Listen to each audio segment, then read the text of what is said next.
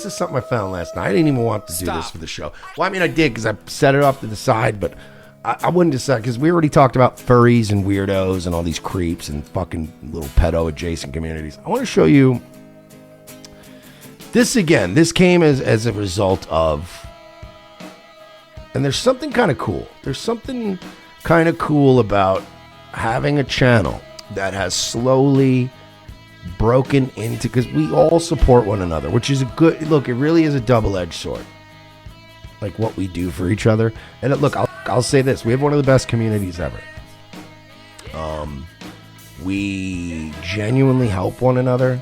We support one another. We try to signal boost each other, and that's great. But with the internet and the algorithm, all it does is it creates its own.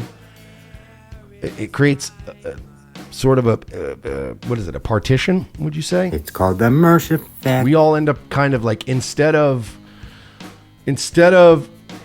pulling each other up into the mainstream, we end up just all kind of getting tagged and pulled down into a bucket like crabs. And it ends up being sort of counterproductive, right?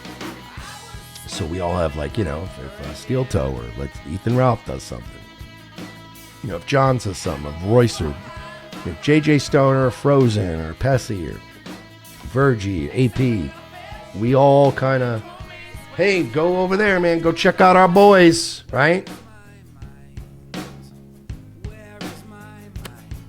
And as the Skynet becomes sentient, they start to see that we're sort of like this little rebel camp, and they start to stick us in these little thing, right? So Bad Luck Boys has been a great, refreshing foray into something brave and new. It's like almost like if Valheim had actually delivered on their promise and opened up that new world and kept their game alive instead of robbing everybody and never developing a game. So while I'm out in this ocean now where it's recommending all kinds of degenerate shit, you've seen it.